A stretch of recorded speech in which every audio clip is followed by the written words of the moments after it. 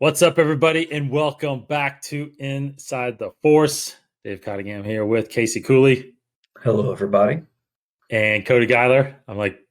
Hey. I'm pointing in the right places. Where are we? I don't know. I don't know how this actually. All three of us are on the screen. I just don't know where yet until I get the video. But it's like two on top and one on the bottom, so we'll figure it out. But thanks everybody for joining us. The middle of your week here. Got some news to go through with San Diego ComicCon at Home and some other reveals that came out. StarWars.com, and I guess the big thing we want to get into also in this episode is a lot of rumors going on what's going to be coming on Disney Plus, which is apparently a massive slate of Star Wars content. And then, of course, the films, some news about the films coming out, not necessarily what they are, but when they're coming. So let's get back in. Let's get just right into it. Cody, actually, you haven't been on the show in a while. What's been happening, my brother? Yeah, it's been a while. Still at home for the most part, working from home, able to do a little bit of work outside of the house now. We do some social distancing stuff with work and filming, so that's always interesting.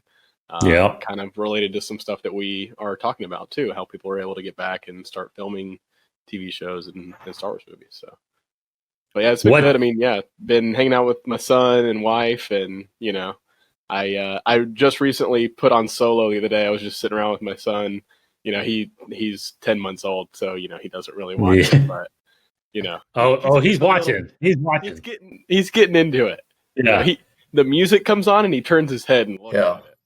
So I was just about to ask what's the latest Star Wars content you consume. So Solo also.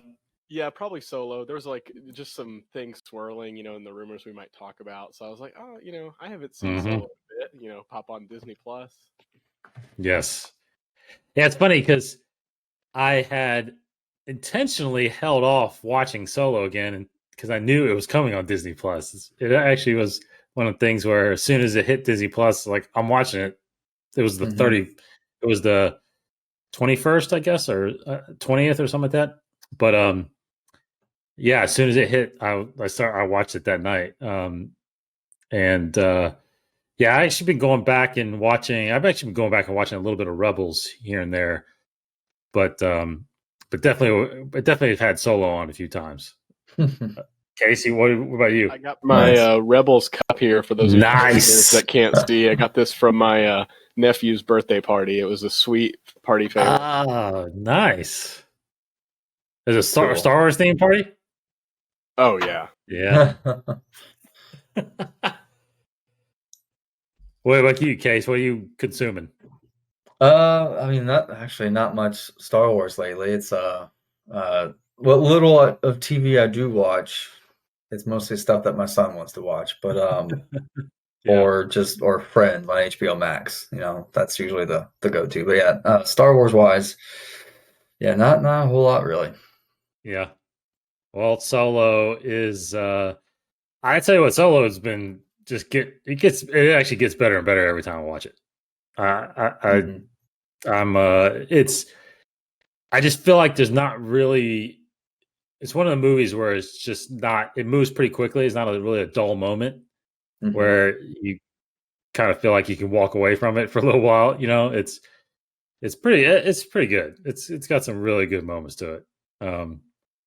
So that's part of is what we're going to talk about because it could lead to some more stuff. But the one thing I wanted to talk about too first was Star Wars did release another or a video that lends itself to a little look at the next VR experience that's coming, and it seems like it actually is a VR game, similar to the Vader series. Is coming out on Oculus Quest here later this year. Tales from the Galaxy's Edge. Case, did you watch it? What did you think? Yeah, I did watch it. Learn new things about it. I mean, I didn't know it'd be sounds like it's gonna be a full-fledged, game and story interactive thing. I was just kind of thinking it was gonna be more of an open world, like you're just free to explore Galaxy's Edge and Batuu, and you may have little mini quests here and there, but I didn't think it was going to be very large. But this is like there's a campaign, there's it seems like there's villains and other also side characters, so it seems like it's much more of a narrative type of gameplay, which is surprising but and very cool. And glad to see that Bobby Moynihan is still like the Star Wars golden boy right now. He's in like almost every Star Wars project, it seems like. But it was it seems really cool. Yeah, so the article explains it as in Tales from the Galaxy's Edge, you play a droid repair technician who crash lands on Batuu after a pirate attack. In typical Star Wars fashion, you'll quickly get swept up into a grand adventure on the outskirts of Black Spire Outpost. Says, noting that the creative team has worked with artists and assets from the Millennium Falcon, Smuggler's Run attraction to ensure authenticity. In addition, the experience promises true Star Wars immersion. So, I don't know, Cody. What do you? Did you ever do the Vader thing? The Vader series? No, I still haven't done the Vader Immortal. It's really funny. At Star Wars Chicago, we were in line to. I guess before it came out, and we were like, we were, I don't know, like midway through the line, or maybe kind of near the back. And I can't remember what happened. I think we ducked out of that line to maybe go try to get to another panel, or maybe just get some more Destiny cards or something. Who knows? Yeah. So I was really close to playing it, and then I don't have a VR headset yet or anything. I mean, I'm not honestly into VR games too much. It's a bit of a gimmick to me currently, but I've heard the Vader one is great from you guys and from other people that has talked about it. So I don't know, it'd be interesting. I would love to try it. I'd have to try it with somebody else's headset. I think the idea of continuing the Galaxy's Edge adventure, especially while Disney parks are probably not going to be something that I'm going to be going to, and a lot of people aren't going to go to. Right. It seems like this is a good move for them. Yeah. And I'm interested in that universe and the characters around there. So probably it'd be a cool way to, like, if you haven't been to Galaxy's Edge, you do this, you get that immersive experience, and then once you go to Galaxy's Edge, it's like, oh yeah, I was there in the game, and Yeah, it truly is. I'm with you because I didn't do the VR at Celebration. I think Casey, you and Corey did, right? Yeah. And I was like you, Cody. I wasn't really set into VR yet. I wasn't really buying into it totally. But as soon as I don't know what it was. I just decided one day I was at Best Buy and I was like, you know what? I want to play this Vader thing. I keep hearing good things about it. I want to try it. So I did get the Quest, came home, immediately started episode 2 wasn't even out yet. Episode 1 was just out. But you need to come over and borrow mine or come play this thing because it is pretty incredible. It is it's short, I wanted it to be longer. I think I got through the first episode in like 15 minutes. It wasn't, but the next couple chapters are a little longer. But it's truly amazing how detailed it is. I mean, there's that one part, Casey, I know you remember when you're in that interrogation room and you see Vader coming up to you for the first time, and I mean, how massive he is. You feel the presence. Yeah, I mean, I haven't played many VR games, so I don't know how far advanced the gameplay is for VR. But like you, Cody, I do feel like it's somewhat of a gimmick just because you can't do a whole lot. Like, I mean, the Star Wars ones are great because you can swing lightsabers and use the Force and all that stuff. But I just want to like a normal role playing game. I just want to run around and be free to explore my environment without being either blocked or, so it sounds like I probably would love the Secrets of the Empire more so. Yeah. The thing about Secrets of the Empire, what makes that so good, yes, you could, you physically move and you move into another room, but it is limited based on the space you are moving into. So, if you, I brought, it's funny because I brought, at work, we have a pretty decent sized studio and I brought it in for Anthony and he, took it into the studio, and he was able to walk around more because of the space, right? So you do kind of get that interaction feeling. I actually, on the other hand, because you have the option to, I guess kind of what they say, float. You can float to an area, like physics. You're not moving, but you're just using your joystick. Your avatar is moving. Yeah. See, like that gets me sick. Like I get motion sickness for that. Yeah. So you can flash somewhere, Cody, where you like point somewhere and then all of a sudden you teleport, right? Yeah. So I do that. So the interaction part is really, the lightsaber battling and, using the Force and of course the story is really cool, right? So interacting and hearing people speak about the story. So this I think would this is something I think we should all have like a little VR party at the studio and take turns playing this thing because I feel like this thing you can roam around and do more interactions with. So yeah, that would be really cool. I feel like if they could, using somewhere like Galaxy's Edge would allow you to potentially make more content. Now I don't know their plans moving forward versus like how long this is and what Vader Immortal was like episodic. Yes. So I could see them taking something like Galaxy's Edge as a location and then just continuing to build off story content, whether it's other episodes or downloadable content that continues it. I think that's a really good space and an area for games to live and for VR games. I mean, I'm just glad they're making more games. I think I've been wanting.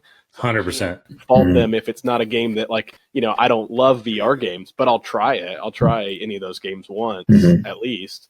So I'd just love them to continue to make more games. I mean, I'd be interested to see if they make another game in the Galaxy's Edge sort of universe down the line. Whether it be something for the next generation consoles too. So sounds fun though. Yeah, I think you guys question a little bit of the VR gaming. I've played a couple, definitely a couple of the boxing games, which is pretty immersive. There's that Creed game out there, and there's another one called Fight Night or something like that. And I mean, it's pretty incredible. It's pretty interactive. And then there is one that I haven't tried yet that I'm not. I would say I'm too freaked out to play, but there is one that's almost like Walking Dead, where it's bunch of zombies, and I mean, they're coming at you. So I would kind of freak out a little bit. I might freak out a little bit with that one, but it looks pretty good. It's come a long way. I think it's in the early stages. I would say it's not like it's 8-bit and catching up, but the graphics are there. But I think the content itself, the size of the content, they've got to figure out how to make that smaller in order to make the gameplay longer. I think once that becomes more common, I think people will get onto it, because I think people that have a little bit of perception that it might be too expensive, but it's just like buying a PlayStation or an Xbox. It's not.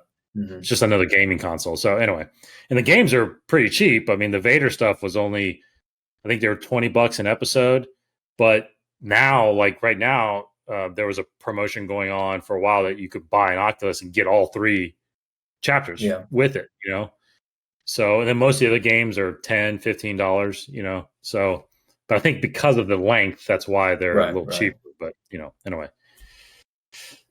Okay, so that's coming out later this year. No actual release date yet for that, but I will be experiencing that, and you guys are welcome to come and experience that as well. So ComicCon at Home was this past week. I think our last episode, Casey, we put out right before it started.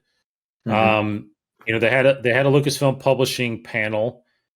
A couple new things were revealed. Mainly, there was there's a book coming out called The Lightsaber Collection, which looks pretty cool. It's got on the cover, it's got Mace Windu's saber, Luke's saber, Vader's saber, and it looks like Leia's saber actually from Rise of Skywalker.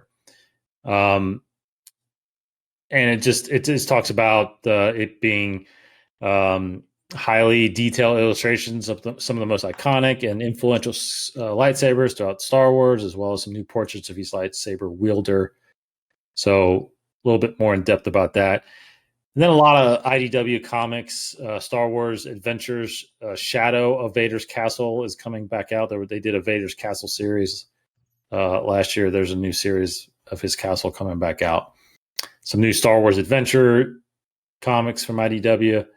And then there are some other, The Art of Galaxy's Edge by Amy Ratcliffe is coming out. And then they hit on, again, some stuff that's coming already. Empire Strikes Back, Certain Point of View, Clone Wars, Poe Dameron's Freefall, stuff like that. So, and Thrawn Ascendancy, which is, which I think a lot of early reviews are starting with some of those things. So anyway, no big surprises. I don't know if you guys heard anything else besides that from San Diego ComicCon at Home.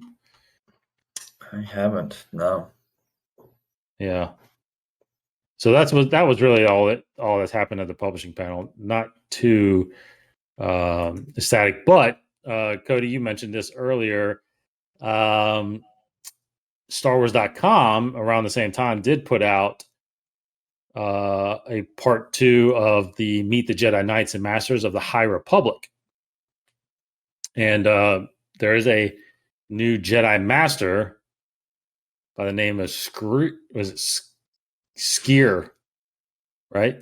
Skier? Sure. Your guess is as good as mine. Say with confidence. I heard him say it in the video, I think, Skier, who is a Jedi Trandoshan, which is pretty interesting. I don't think we've ever seen that before. But that was announced, as well as another image of Ivar Chris, who we saw in the first part of this. But I think the interesting thing to talk about really from this, which I may have forgotten, or I just didn't notice, but it was mentioned again in this article that the San Tekkas are actually very prominent in the High Republic series. Did you guys hear about that?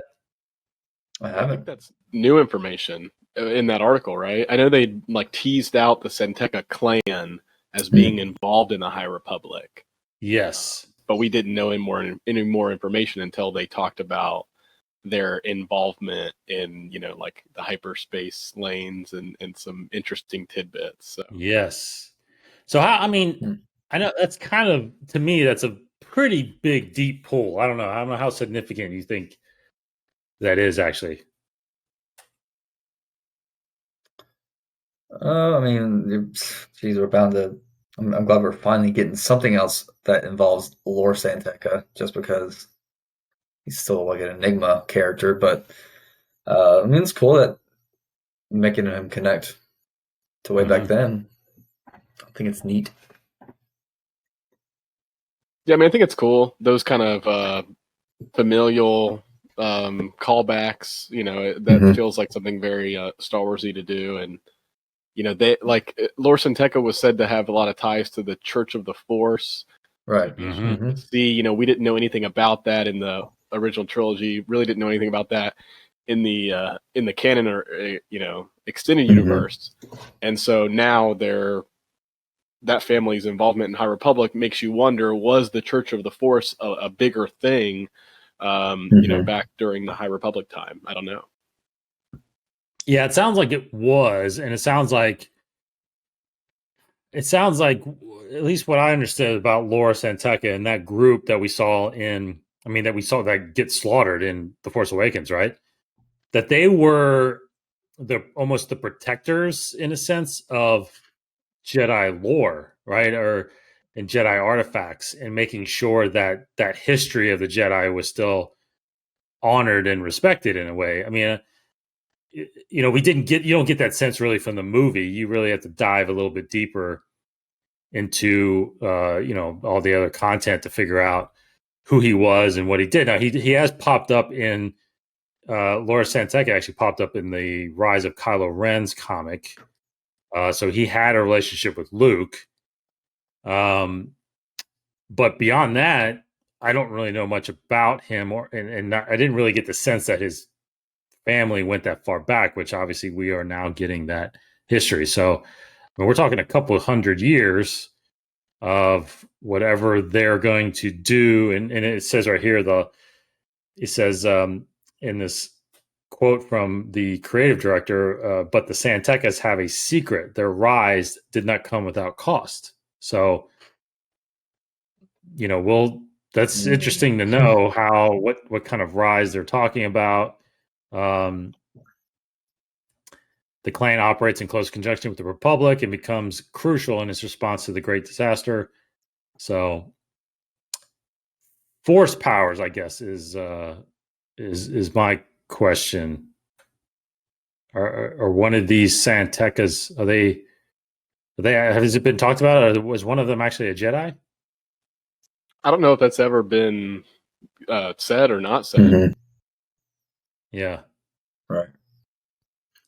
Could be almost like a Guardian of the Will type of level of Force user, kind of like teetering on the edge of Jedi, but not quite.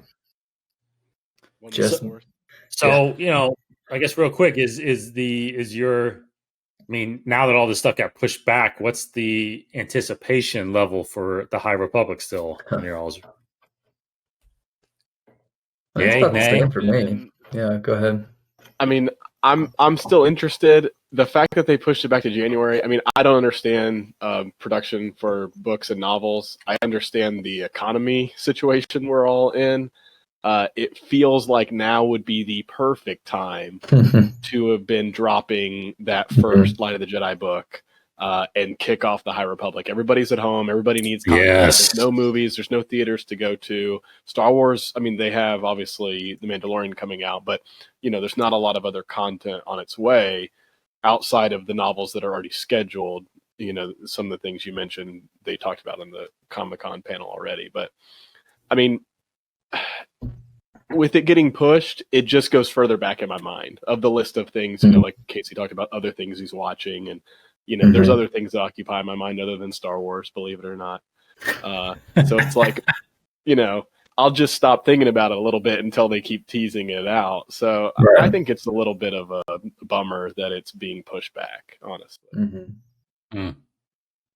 Yeah, I was hoping that the ComicCon at Home was going to drop some good High Republic tidbits, but I guess it did not. So really, my excitement's the same.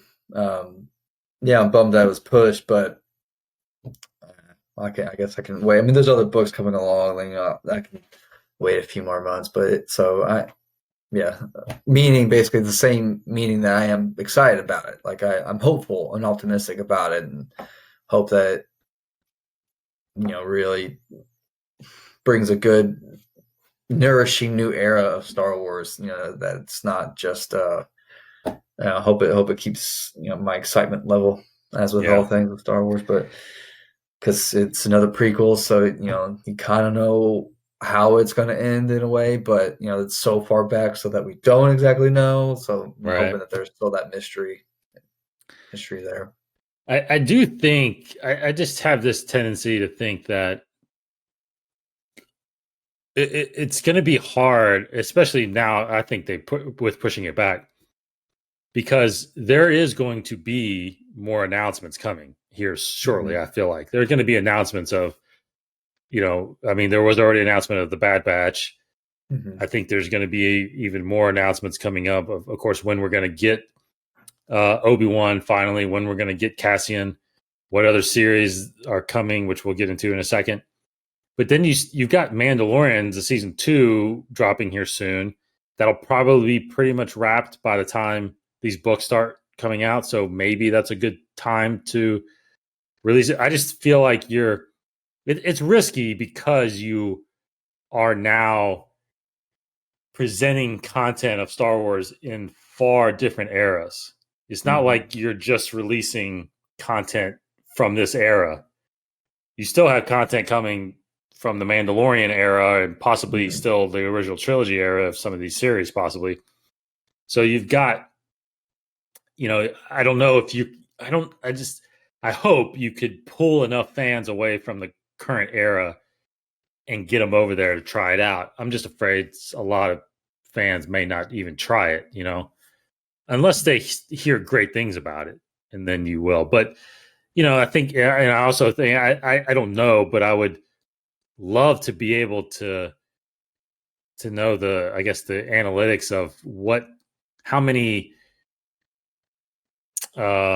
how much of Star Wars fans are actually diving into the comics and the books. You know what I mean? I don't know if that's really been talked about out there as far as, of all the millions of people that go and watch the movies, like how many of them are actually diving into this other content? I don't know. I don't know if you guys got any theories on how many people that is. I mean, I think it's a rarity that it's definitely a rarity of somebody trying to consume it all like we are, I would agree. I would think it's even a rarity that they go from the movies to animated. Yeah. And then it's an even smaller category that goes movies, animated, and books and comics. I'll just throw books and comics together. Yes. Just mentioning the comic, I mean, for High Republic, I think that comic, aside from the first novel that comes out, stands to maybe be the biggest pull because it's an ongoing thing. Mm-hmm. And it does seem like these different books are all going to tie together with, maybe some of their own individual characters and sharing characters. Luckily, because they all worked on it together, which I think is a huge benefit. Probably the biggest reason why I'm interested.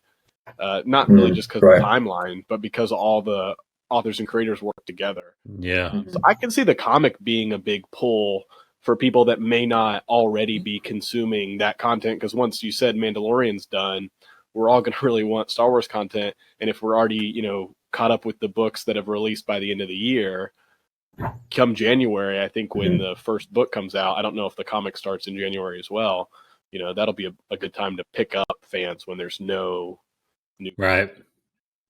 I'm thinking that the publishing fandom of Star Wars is quite large, but you still have these distinctions of, I guess you can call it mainstream Star Wars, which is just the movies basically, and just people who only watch the movies, whether or not they're avid Star Wars fans or not.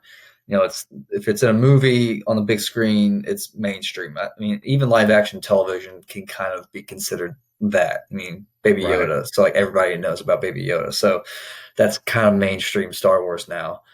Yeah, I mean, animation's below that, and then publishing is like the bottom of it. But I think that the publishing world is very large. I think that's what kept Star Wars alive, this whole time. All those fans, because if you're a fan, avid fan of trying to read all the Star Wars, you're pretty much consuming all Star Wars outside of that as well. I mean, because it's easy to consume the movies and the television shows. If you're aware of it and are a fan of it. So I think I don't think there's. I would say most of the fans that are reading the books and are avid Star Wars fans are also trying to consume it all. And I would think it's quite large. Yeah, and I think the biggest proponents of the expanded universe of content is actually these Star Wars podcasts, because I think we're the ones.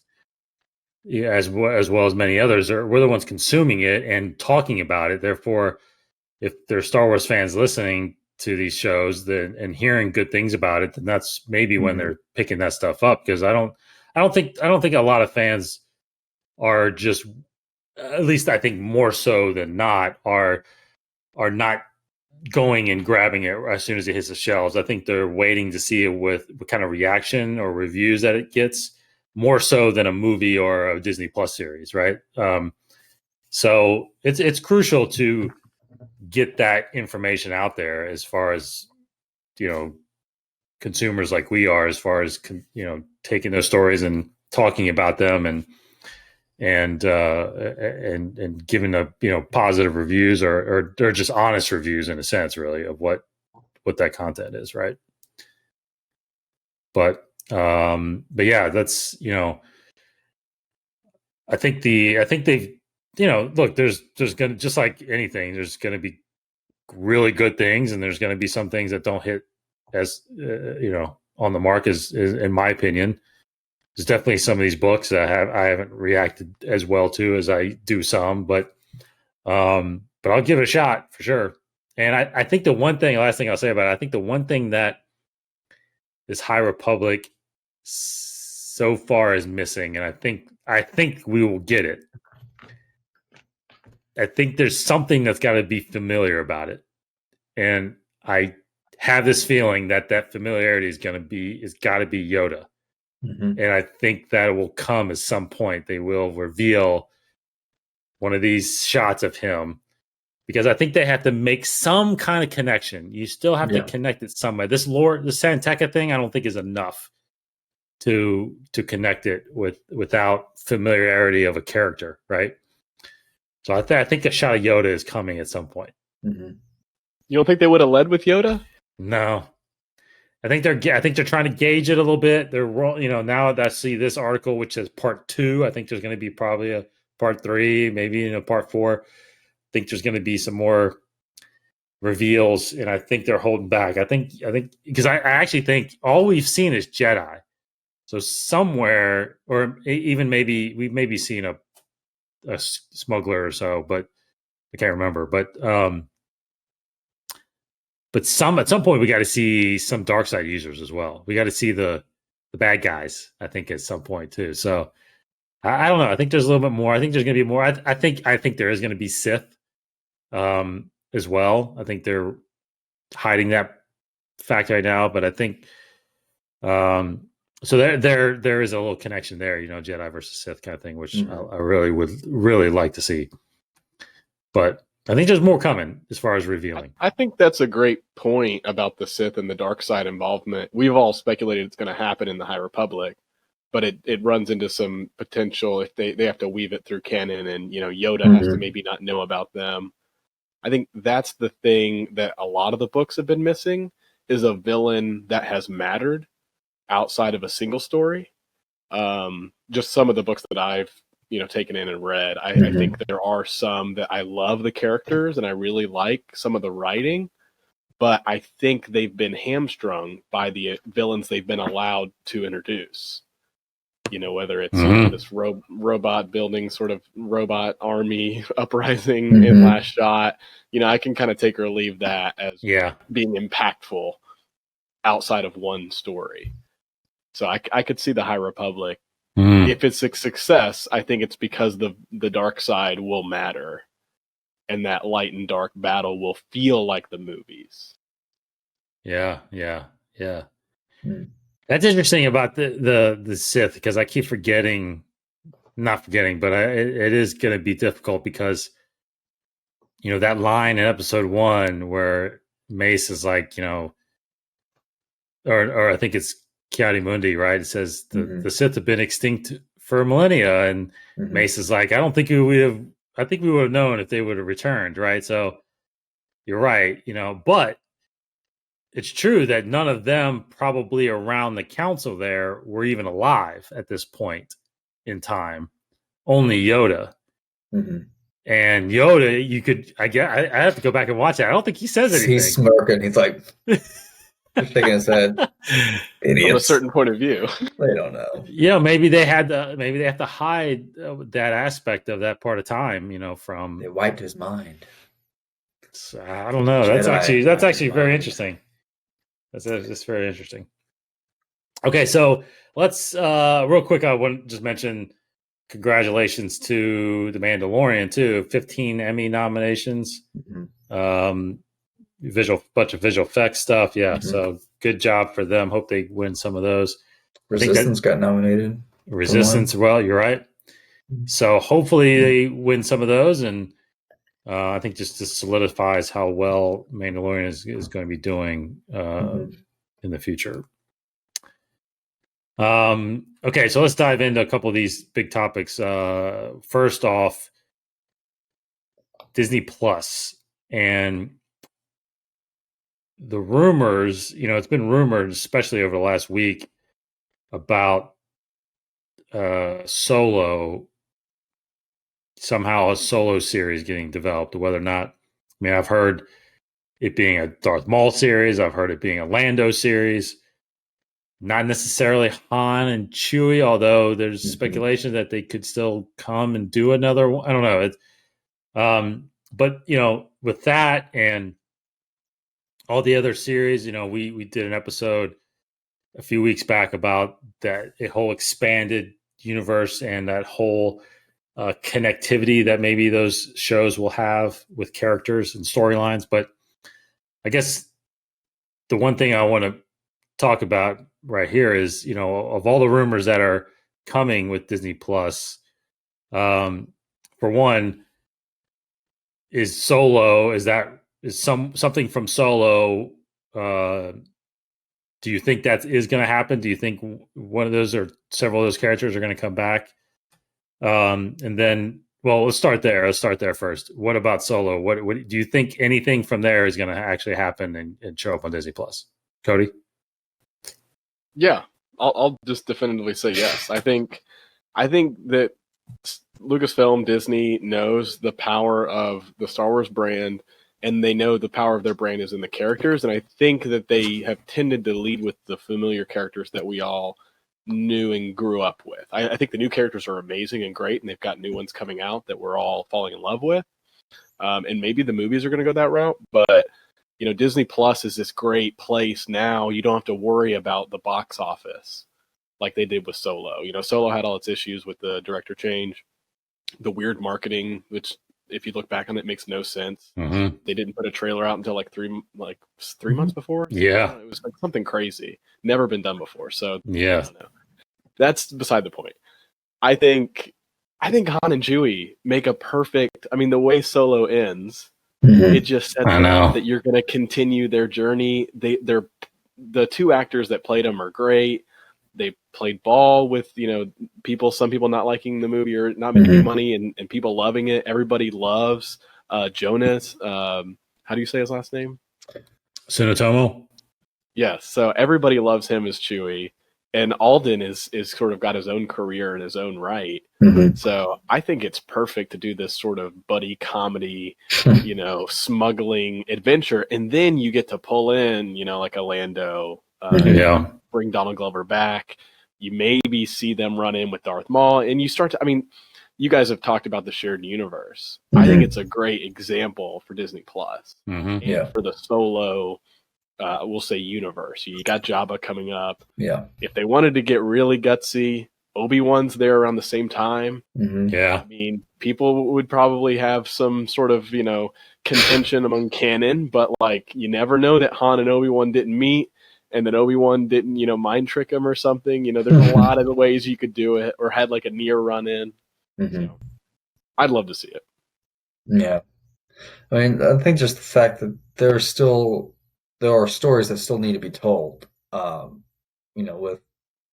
with the Solo characters where, maybe it's not necessarily Han and Chewie because we kind of, if it's just just smuggling adventures, that would be fun, like the young Indiana Jones adventures, that's just everything. It's just a new fun adventure. But Kira, everybody wants to know what happens to Kira. Everybody wants to know what's going on with Impus Nest. They were so interesting. We didn't see them. Everybody fell in love with Donald Glover. And we got to know about Crimson Dawn. We just need to know and all these syndicates. It's just this really untapped world. So I think definitely that there's going to be something one or more shows or. Maybe it's some kind of just big anthology of series or whatever they plan, but there's definitely got to be, there's something going on there. There has to be. And I think Disney Plus is the best. Yeah. Do a show about it, I think is the best way to do it. Or it could be a movie, it could be a little Disney Plus trilogy of films, each one. And it's just about all these characters, that kind of thing. But I'm really hoping that those rumors are true. And, it kind of ties back to what we've just been talking about, the podcast and all the fans and this, lower realm of Star Wars fandom that includes the publishing world and the podcasters and all the Star Wars, I guess, influencers, if you will, or there's a whole Twitter campaign about Make Solo 2 happen. So it's, there's such a love for it. And Disney, they know about it. They cannot ignore it. So I think something's definitely got to be coming. Yeah, I think that it'd be really interesting to know the data on the views of Solo the movie now it hit Disney Plus. Like, I wonder how many people have actually watched that, on there. Because you can argue definitely that there were certain circumstances that caused it to not perform well in the box office. I don't think there's many people that would. I haven't heard really that much negative comments on Donald Glover or Emily Clark, Emilia Clarke, and even Alden. I think I don't know. I think he did well, and of course Chewbacca is Chewbacca. But I guess the next question is really with one or maybe even two series, coming out of that or anything with all the other content. Is there a breaking point? With content, Star Wars content on Disney Plus, is actually Disney Plus. Should we expect that to actually be the primary source now of Star Wars? Like with the movies getting pushed back, should we kind of just buckle up and say, or do you think maybe that's what Lucasfilm's actual play is here? I think you had the perfect Lando line there. You might want to buckle up, baby. Yeah. We're about to get a lot more Disney Plus shows. I mean, I would almost guess as to say, I mean, obviously George Lucas was a film student, loved film, loved movies.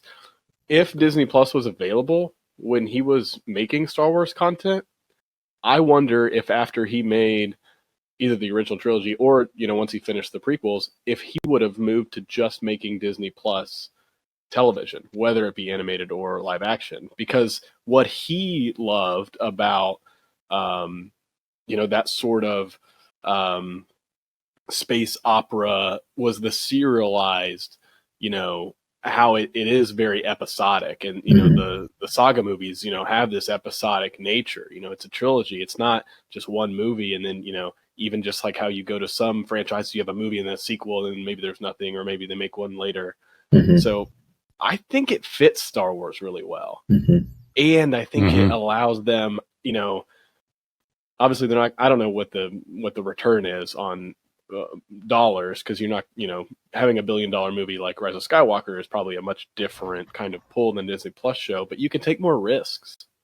So why not try to do a show about Crimson Dawn, as opposed, I would love to see Han and Chewie and all the characters back, but why not?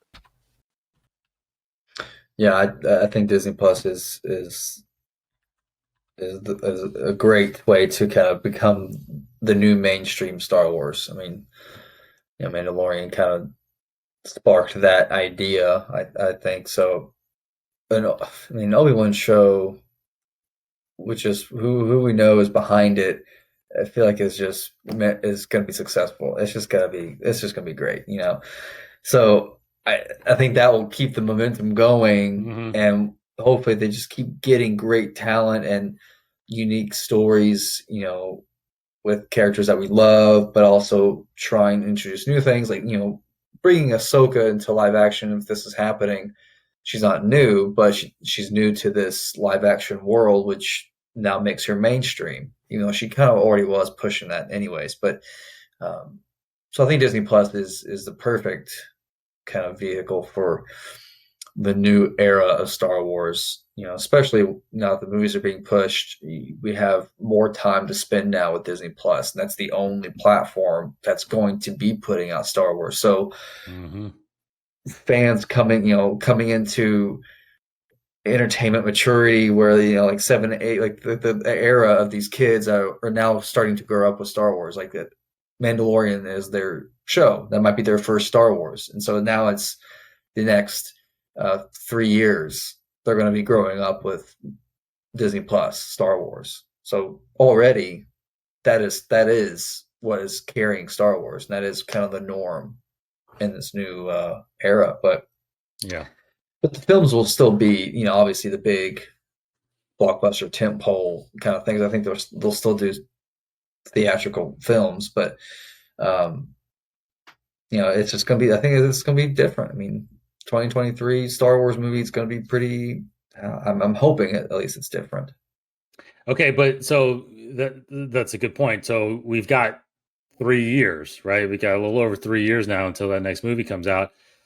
I mean, just you could probably answer this really quickly, but in your mind, is there a way? I don't want to be negative about this because I want all kinds of content also, but is there a way that Disney Plus could put out too much that how about this easy question then? Do you believe that too much content, there's some that believe that too much content would equal diluted, less quality content? I mean, do you even believe that statement is true? I think it just depends on how fast, if they're. I don't think so. I mean, the Marvel movies to me aren't diminished in quality, like 3 of them a year, because you have different teams working on it. So you have people putting 100% into every single show. If it depends, I mean, it just depends on the budget, and the resources and the people behind it. So as long as they're getting top talent and putting all their, faith into it, then I think the quality won't be going away. I mean, people may get tired of it after a while, if some people might be, getting Star Wars fatigue again. But the only reason why it kind of already happened with Star Wars fatigue is just so many people were divided over Last Jedi, and then they from that they wanted to pause, and yet we were getting more. So as long as, I don't know, it just depends on the type of story. I mean, the quality of The Last Jedi wasn't bad at all by any means. No, it was just controversial. So I don't think the quality will be diminishing, but too much though. I mean, too much for me would just be, I don't know. I mean, like the CW TV shows, they have 5 to 6 shows that you have to watch all these 6 shows in order to appreciate the entire thing. Then that's a bad move, I think, there. If they're all 30-minute episodes, then maybe not. That's the thing. It's like if they're all Mandalorian scale, then it'd be easier to consume it all. But no. So I mean, yeah, just depends, really. I think I agree with most of what you said, where I think you had a great point about Marvel. They put out a lot. They put out multiple movies now a year. They started slower. And I think our hope is, obviously seeing that Disney is controlling both, that Star Wars, like the book side, has become this machine. The movie started to, when we got Force Awakens, Rogue One, Last Jedi, and Solo. And I thought we were going to start to get that, to couple, getting more than one movie a year. And then now they've obviously scaled way back from there.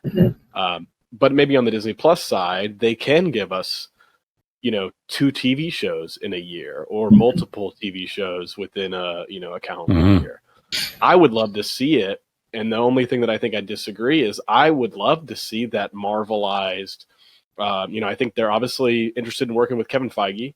They're bringing in people like Taika who have worked in the Marvel sphere. I want every story to build off each other. I don't know. Maybe that's just how our brains have been kind of trained in modern media and movies. Now we've got this canon in Star Wars that everything builds, and you've got people like Dave Filoni pulling from the animated universe into live action. I kind of like that fact that if they're going to double down on the canon mattering, let's pull in, all these characters and let's set like a universe. Yeah. Whether it's the Solo era, you've got characters like Obi-Wan running around, you've got Han, Chewie, Lando, Maul, Crimson Dawn, Kira, Enfys Nest. Let's take all of them and let's have, you can have an Enfys Nest show. That's maybe a stretch, but make it matter, make it play into a Lando show or something. I'd love to see that happen to where if there are more than one, they're not isolated. Like when we got Rogue One, I think it's a great movie, but I think that if if their plan after Rogue One played into it in some way, I think maybe Solo could have been more successful if it, had been structured in such a way like they are with High Republic, where they all build off of each other. Yeah. No, I definitely want the Marvel approach. I was saying, though, the step above Marvel, because you didn't have to watch all the Marvel movies to understand. Like, I didn't see Black Panther or Captain Marvel before I saw the Avenger films, and I wasn't missing anything at all. Yeah. But so if they kind of led into it by some small degree, great. But if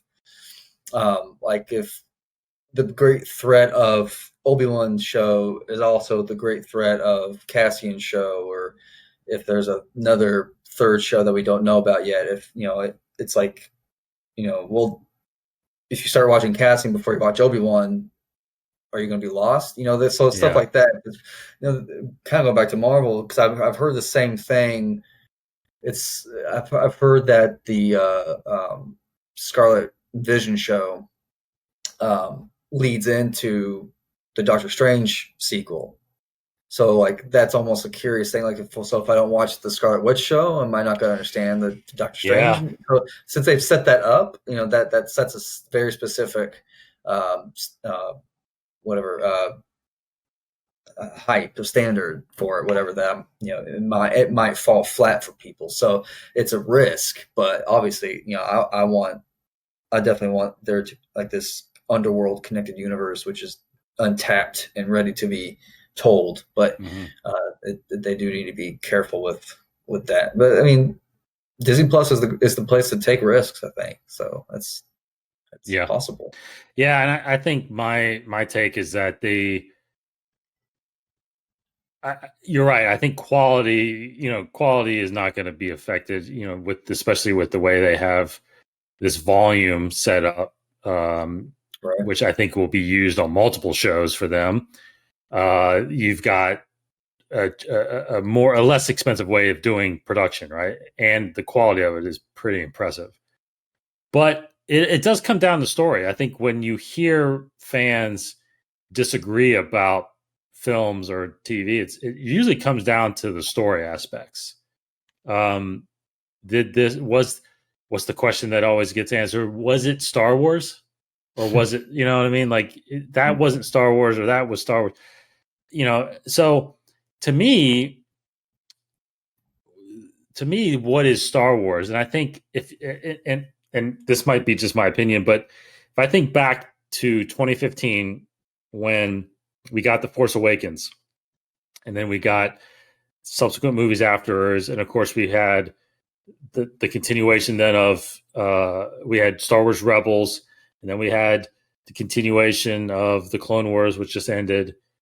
We had Resistance, which I feel like there was a pretty good following about it. But and I got it, and again, in my opinion, I think Rogue One was pretty heavily received. I mean, made over $1 billion, right?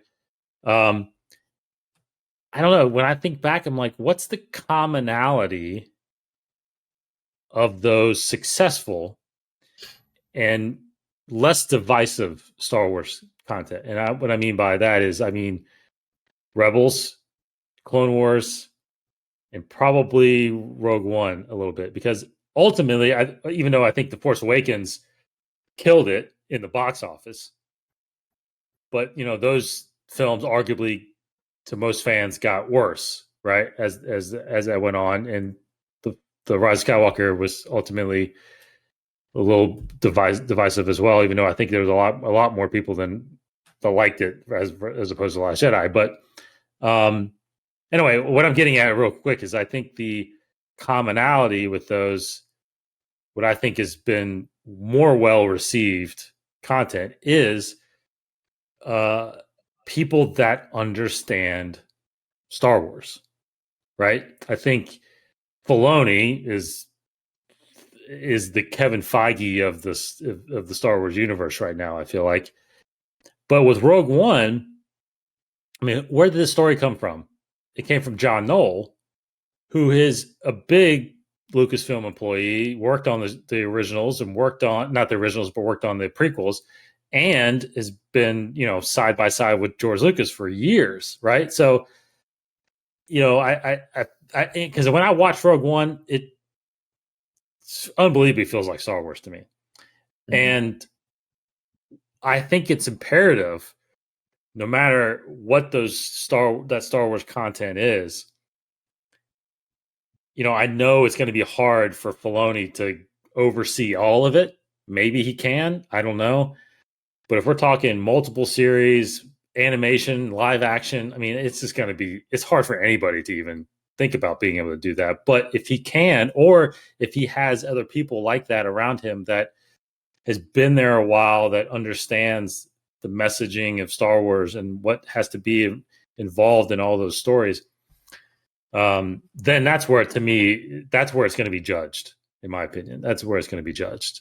I think quality is not going to is going to be high. It's the stories and whether or not those stories connect with everybody. And Disney Plus is I mean, if you think about it this way, if you've got, it's possible at any given time we could have 5, 6 TV Star Wars series going on there, right? Just think about normal television, right? How many series, TV series, are you watching at one time, right? I don't know. I'm like 5 maybe. But if I'm watching all of the Star Wars stuff, then I don't know if I'm watching much of anything else. So I think there's going to be a balance. I don't think you're gonna grab everybody watching everything. I think people are going to pick and choose if you have multiple going on, just some of the ones that they can have the time to watch, right? So that's kind of where I'm at with that. I think that's a really great point about more shows means more creators, obviously. I think you were touching on, a little bit of the worry is if there are too many creators, too many people with different takes on how Star Wars can go. You talk about how they had Chris Miller and Phil Lord on the Solo movie. They were, directors, not writers, but they were taking it in a way that I think is pretty much known that people at Lucasfilm didn't want them to go. They were going off the script potentially. So I think that's a really good point. It seems like Lucasfilm needs to have a person and or people that are writing the ship in the direction it should go, like the Arrowverse. Yes, about that on a previous show, like like Marvel. And I would almost rather them say, "Here's our timeline. Everything is going to go from here and move forward." Instead of going, well, we've got Mandalorian and we're going to jump back to Obi-Wan and then we're going to go to Cassian. Yeah. In between 5 and 6. And I would rather them pick one and go, even if it's a timeline I don't like. I would probably rather see all the shows follow suit as opposed to, well, we've got this chunk of time between 6 and 7. And well, now we want to tell a story that's in between 8 and 9. And it's like, that's where I think you start to lose fans. Yeah. It's like, I don't know what this is. I don't know when this is taking place. It may be more of not the hardcore fans. Yes. No. Well, I think you're right, because I think like you said earlier, we're especially the younger generation is tending to get trained to experience everything in a certain genre to connect, right? So I think the question becomes, when you start throwing different eras around, it almost becomes natural to start saying, well, how do they connect? And maybe they're not supposed to, right? So that could turn some people away for that, because like you said, I would love it to connect, but then to me, it doesn't really matter. I would love it to at some point, but like you said, I think the ones that are in the same era, it'd be nice to see that progression and that connectivity for sure. So go real quick, going into then the movies though, with some of this content that we have heard about or have rumored and speculating about, it's going to be on Disney Plus. What is it that you think at all?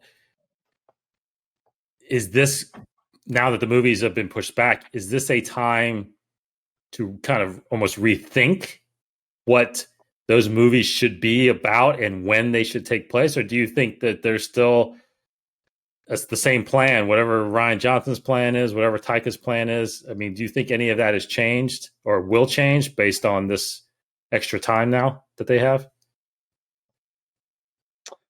I don't think it's going to change. I think No? they're just pushing it. I mean, I'm only hoping of what it currently is, and I just hope that they keep pushing forward in the timeline. I think I just want to see the next stories, the stories that take place after the sequel trilogy. You know, I just want to keep moving ahead, and that way there's still, at least for me, that sense of mystery. But you know, if they decide to do a story that takes place before films or in between films, I mean, it may not be that mysterious for me, but some other fan, that's the first Star Wars movie they've ever seen. So for them, it's brand new territory. So, so it's, you know, not fair for me to say it that way. But yeah, I just want them to move forward. But I don't think that they're changing. I mean, if anything, they're continuing to they're just finishing, like, writing the scripts. I mean, I don't think this means that they're starting over in terms of what the idea is.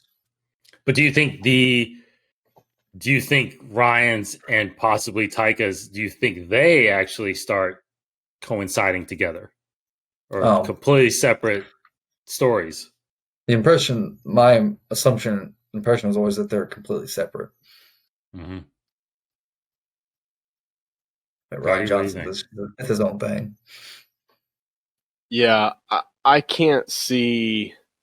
I'm trying to remember the announcements. Rian Johnson was announced before the Game of Thrones guys, who now have since backed out. I think those were obviously always separate. There's a lot of speculation about the Game of Thrones guys doing the Old Republic stuff. I think that has changed now that Taika is involved. And there is also that announcement that was an official one that Kevin Feige is producing. Yes. And the thing that hasn't been connected or confirmed is you have to wonder, is Kevin Feige producing the Taika film? Mm-hmm. It makes a lot of sense and would really set up Star Wars to now have a new direction. And I think it's what they desperately need. You know, I think, you know, we've all kind of touched on it. Yeah. You know, I would also agree. I think it needs to go forward. I think similarly to the TV, you know, the TV, maybe they could pick an era that's in the past and stick there or bounce around. But in the movie universe, you'd love to see them continue. Maybe that's where Solo and Rogue One's great, right? Solo's a great movie, but Solo didn't make as much money as Rogue One. Right. You know, maybe because they bounced around, the interest just wasn't there to go to the theater for it or whatever. Yeah. I don't think they're connected. The Taika and Rian Johnson. Yeah. They're separate. I don't know that Rian Johnson's movies are happening. I got to be honest. Yeah. So the three movies, you think you don't think? Yeah. So you don't think those three movies are at all Rian Johnson's? Maybe. Well, I mean, I guess if you had to be like if you had to look back and be a betting person, it was probably, I think Bob Iger or somebody confirmed 2022 at the time, which is now the 23 movie, was the Game of Thrones guys and was pretty heavy speculated to be Knights of the Old Republic. Yes. I think, now they have all that work done. You got to think that Star Wars or Lucasfilm's never going to throw it away. But I think Taika probably came in with a new pitch. Yes, I agree. So this is probably not that. Yeah. And now I mean, I don't know if it's been confirmed, but it's the 23 movie to me. The only people they've announced that are working, that are writing, he's been in interviews confirming he's writing it currently. Yeah. Ryan, I have not heard him ever say. Now, he's said in interviews he's still maybe working with them or developing. He's not said that he's out yet. Yeah. Maybe they're just trying to distance him. You know, let Taika's movie come out, then let Ryan have one, and then somebody else. Well, I think it's right. I think it's quite possible. You know, my speculation is going to be this. I think it's quite possible that you have, you could have the movies, Casey, I agree with you, be in the era after episode 9. Like, that's the era you focus on there. And that could be why they brought in Feige. Feige, take us to the future of Star Wars in theaters. You know, you make sure oversee and make sure all these stay in conjunction, because you know, in all this, what's crazy is that Cody, you said it too. Like, you know, who is that person or group of people that could shepherd this through and make sure? You would think that it would be the story group, but I'm just not sure they're really heavily in the creative part of it, right? It doesn't sound like they are. It doesn't sound like they have been. They're really almost just making sure continuity gets policed a little bit. But sometimes they're even loose on that, it feels like. But I like the idea of maybe Feige being tasked with the future of Star Wars outside of Episode 9 in the film side.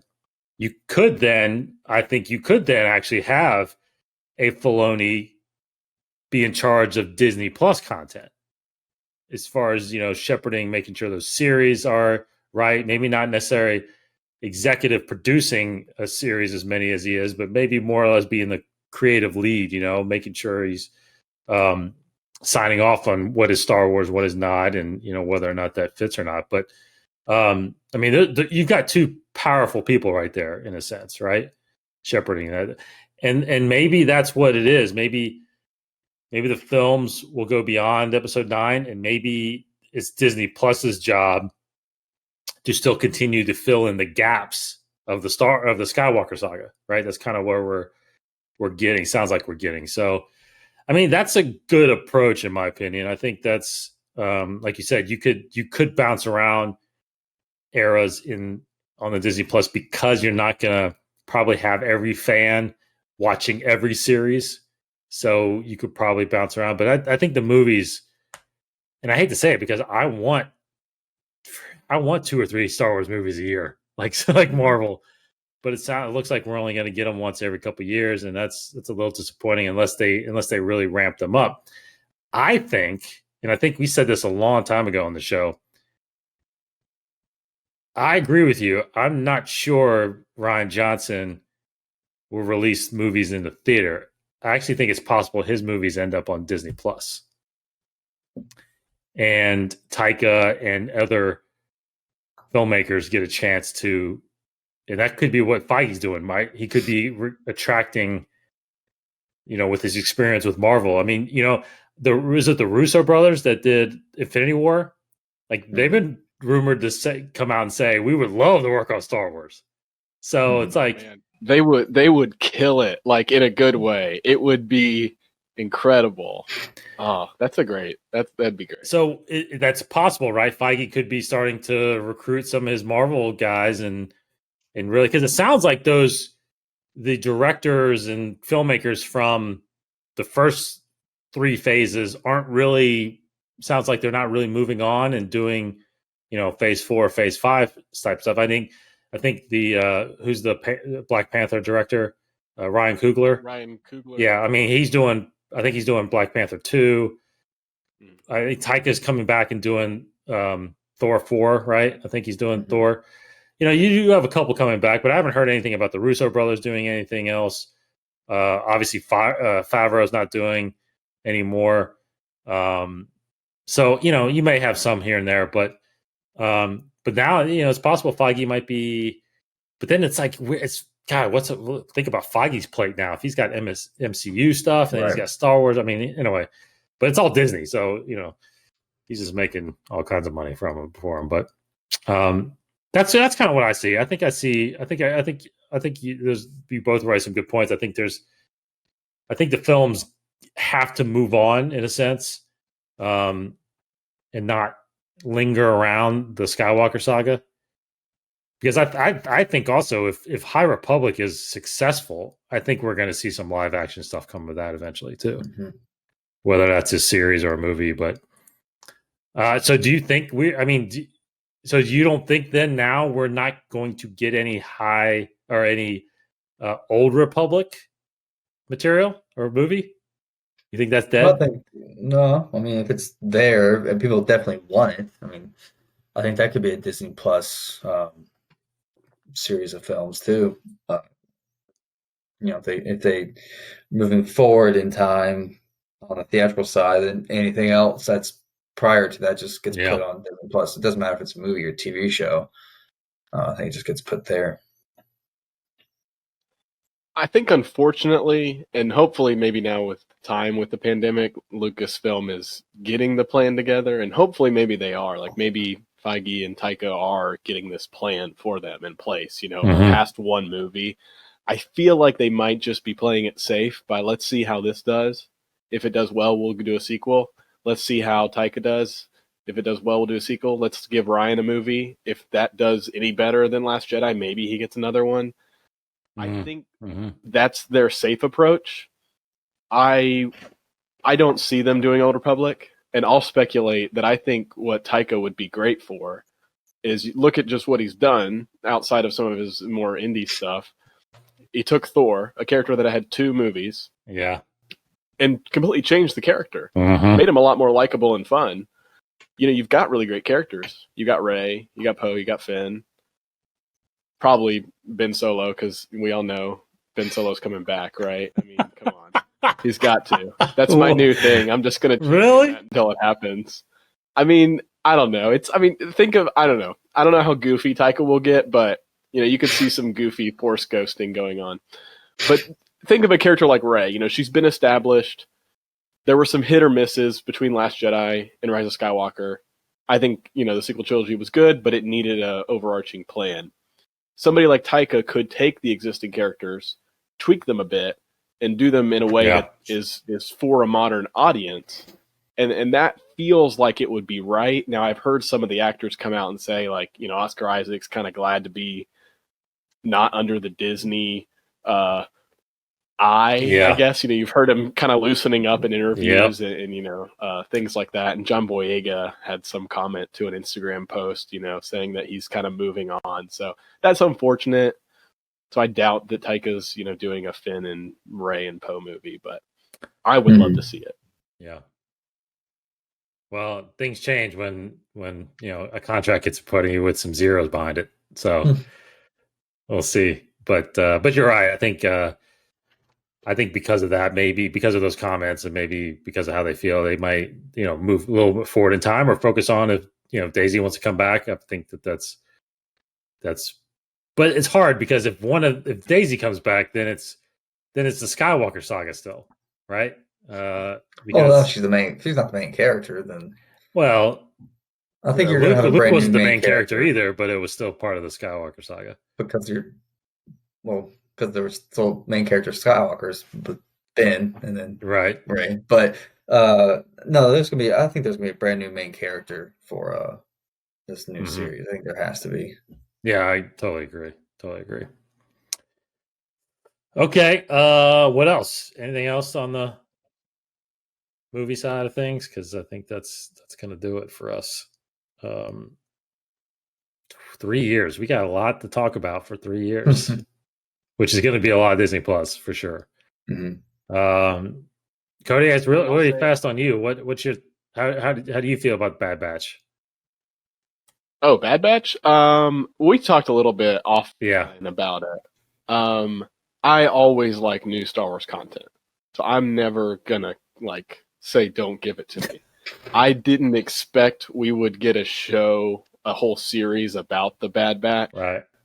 They were a side arc in the Clone Wars to me. I'm ultimately more interested when I hear the rumors speculate that Cody is going to make an appearance. Maybe we wrap up some of these clone stories. Now then I start to get a little more interested. You hear that Ahsoka is going to pop up and there's going to be more maybe Rex and Ahsoka post the end of the Clone Wars. Yeah. So that portion of it interests me, and then it just becomes another extension of the Clone Wars and continuing that story or filling in the gaps between that and Rebels, maybe, or between that and I guess Rebels. Yeah. Were you about to say something before that? I think I was. Lost it. Yeah. No. 2023 is a long way away. Oh, here's what it was. Well, in Celebration, we were probably going to get some kind of announcements. Yeah. I just want them to go ahead and tell us what like I think with Rogue One, we heard it was going to be stealing the Death Star plan. Mm-hmm. Okay, cool. That's all I need to know. I'll wait. Work on it, make the trailer, write it, whatever you need to do. Obviously, the movie's not written, so maybe there isn't even an idea. Maybe his notebook just says Star Wars, and he probably did a little crude drawing of somebody with a lightsaber. Taika's a dude. But I just want to know, like, is this after Episode 9? Yeah. Is this about a Jedi? Like, what is the story going to be? I would love them to say, here's what it's going to be, and this is the future of Star Wars. Or something. Mm-hmm. But do you think we get that in the short period here, or because again, we're 3 years away? Not anymore. And maybe it was part of Taika coming in and losing the Game of Thrones guys. Maybe they never had an announcement planned for this celebration. But when it was supposed to come out in 2022, you would have to have thought it was further along. Mm-hmm. Yeah, it would be now. But with them pushing it, you almost wonder, like, what were they doing after, even while Rise of Skywalker was completed and being completed? I guess it was the Game of Thrones movie, but it just seems like they put all their eggs in that basket, and now you have to think that they're reworking behind the scenes. Mm-hmm. Mm-hmm. So, that's a weird thought when you start to like delve into the behind the scenes of like a company in the movies. But to that point, The Last Jedi came out in 2017, right? So it's almost been 3 years. Surely Rian Johnson has scripts and or major treatments if he's doing multiple movies, right? So why that hasn't been talked about at all? We haven't heard anything about that, right? If you've seen him, I think he's tweeted a couple of times replying to people that, yeah, I'm still working on it, or I'm still in it, and but he's got to be far along. I mean, he's at least knowing what story he's trying to tell. So I would but I don't get the sense that we were going to get any of that at Celebration. I think for some reason they're holding off on that. Again, I have my theory that it's going to Disney Plus, but I think this Celebration was going to be a lot of all the Disney Plus announcements, which I think are still going to come. And of course, we haven't seen any kind of footage from season 2 of Mandalorian. That's got to come at some point, probably in August. Mm-hmm. But next, with Celebration, if it happens, which is scheduled for 2 years now, right? 2022. So now that's a year before the movie. So you're going to get all kinds of stuff at that Celebration. D23 is next year. So you could get, I don't know. I couldn't even begin to think of when they could, it feels like it's just going to be some random announcement again for some movie stuff, Yeah, probably. Yeah. It's a good point about Ryan's movie. I think I maybe put him too far back in my mind. I mean, he's a great writer, great director. He's got to have he might even have a script. He's got to have a script by now. I think it's a PR move. We're not going to announce, we're not going to shoot or release Ryan's movie until we get another movie in the can, because we need to distance it. We, meaning this is like Lucasfilm talking. Like, I think it's a total PR move. It's like, great, Ryan, we love you. Interesting. We want you to make more. The fans don't love you, but we're going to make them. And they're going to have to just wait. You got to wait one movie. Once that movie comes out in 2023, you're up. Like, I think it's a total game with that. Interesting. Right, okay. That's speculation, obviously. Yeah. That's big. That's good speculation, though. I think that's very fair. And I think he's got to be, he's just got to be itching to talk about it or something. I mean, because he did have a movie come out, right? Knives Out came out recently, so he was working on something, but still got to think he's been on that Lucasfilm payroll for a while now, trying to get Star Wars going. So Knives Out's great, by the way. I do need to see that. I still need to see that. Casey, have you seen it? I haven't seen it yet. Nope. Yeah, I think it's on Prime now, so I need to go watch it. Yeah, so if any Last Jedi potential haters have any concern or question, Rian Johnson is a good storyteller, good writer, great director. Agreed. The proof is in his previous work as well as parts of Last Jedi and this one. Agreed. Yes. Okay, that'll do it. Great episode, guys. Appreciate it. Thanks everybody for watching or listening. We do have some new content coming up on our YouTube channel, so go there and check it out. We have our council sessions going on still. We actually started a new series called Beyond the Saga, where we're talking about all this expanded universe stuff that we kind of hit on here a little bit. We did an episode on Queen's Peril. Got some other episodes in the can that we're going to be releasing soon. So go check that out. We got another series that we're starting up very shortly here. I still haven't revealed the name of that, so I'm not going to do that yet. But yeah, got some good stuff coming. And of course, go to our website, insidetheforce.com, for all those links and whatnot. So appreciate everybody. Thanks, Cody. See you around, kids. Thanks, Case. Yep. Goodbye, everybody. Thanks for listening and watching, everybody. Have a great week. May the Force be with you.